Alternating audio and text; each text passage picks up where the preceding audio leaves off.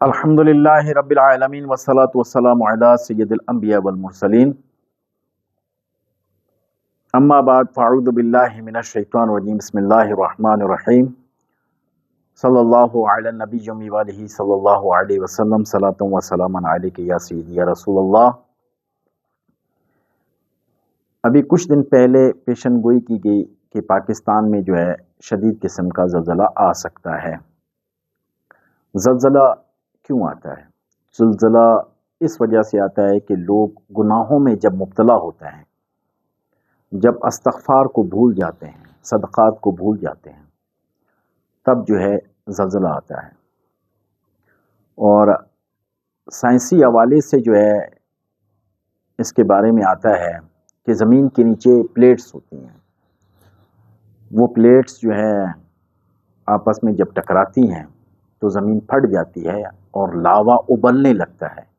جب وہ ابلنے لگتا ہے تو وہ پلیٹس ہلنے لگ جاتی ہیں، جس کی وجہ سے زمین تھر تھراتی ہے، جھٹکے لگتے ہیں۔ تو یہ سائنسی حوالے سے اسے یہ ان کا زلزلے کے بارے میں بتاتے ہیں کہ اس طرح زلزلہ آتا ہے۔ باقی ابھی تک تو کوئی ایسی چیز ایجاد نہیں ہوئی جو پہلے وہ اطلاع دی جائے یا پہلے عوام کو آگاہ کیا جائے کہ اس میں آپ نے زلزلہ اس وقت آئے گا، آپ نے احتیاط کرنی ہے۔ ایسی ابھی تک کوئی چیز ایجاد نہیں ہوئی۔ باقی زلزلے آتے کیوں ہیں؟ نبی پاک صلی اللہ تعالیٰ علیہ وآلہ وسلم کا فرمان ہے کہ جب امانتیں ضائع ہوں گی، زنا عام ہو جائے گا، گانے ڈھول باجے عام ہو جائیں گے، تب جگہ جگہ پہ زلزلے آئیں گے۔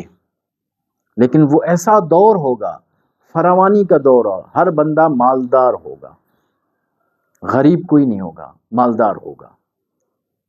اور اس دوران قتل عام ہوگا، اور ہم اس دور میں داخل ہو چکے ہیں۔ رب تعالیٰ ہم پر رحم فرمائے کہ ہم اس دور میں داخل ہو چکے ہیں۔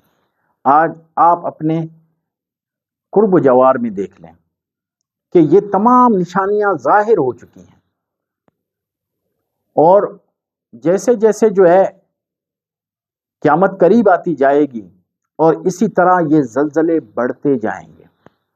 ایک آیت مبارکہ ہے، اذا زلزلت الارض زلزالہا، اذا زلزلت الارض زلزالہا۔ امام اعظم رضی اللہ تعالیٰ عنہ جب اس آیت مبارکہ کو آپ نے پڑھا تو مغرب سے لے کے فجر تک آپ روتے رہے، اس قدر روئے کہ آپ کی داڑھی تر ہو گئی۔ اس آیت مبارکہ کو آپ نے جب پڑھا تو جب بھی ایسی سچویشن ہو، اس وقت بندے کو کیا کرنا چاہیے، یا اس سے پہلے کیا ایسے حفاظتی انتظامات کیے جائیں۔ ایک واقعہ حضرت عمر بن عبد العزیز رحمۃ اللہ تعالی علیہ کا آتا ہے۔ اس دوران آپ کے دور حکومت میں، آپ جب خلیفہ تھے، اس وقت زلزلہ آیا۔ آپ نے اس گورنر کو حکم ارشاد فرمایا کہ تمام لوگ تمام کے تمام استغفار پڑھیں، ایسا نہ ہو کہ کوئی رہ جائے استغفار پڑھنے سے۔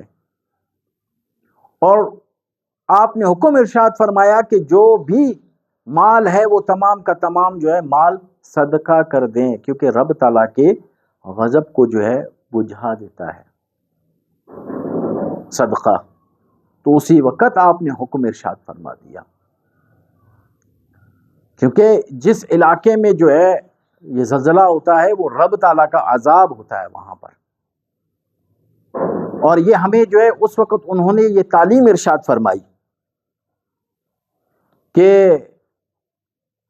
زلزلہ جب ہو تو ہمیں کیا کرنا چاہیے۔ اور اسی طرح سرکار صلی اللہ تعالیٰ علیہ وآلہ وسلم کا ارشاد ہے، جب بھی چاند گرہن ہو، سورج گرہن ہو، تو اس وقت بھی استغفار اور صدقات دیے جائیں۔ اور جب بھی سیلاب ہو، ناگہانی آفتیں جتنی ہوں ان تمام میں جو ہے وہ آپ نے استغفار اور صدقات دینے ہیں. اور اسی طرح جو ہے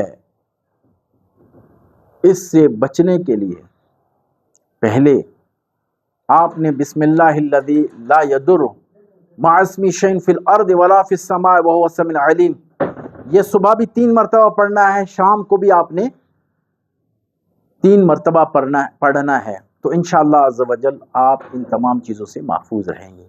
رب تعالیٰ سے دعا ہے کہ رب تعالیٰ نے صحیح معنی میں نماز، صحیح معنی وظائف پڑھنے کی توفیق عطا فرمائے.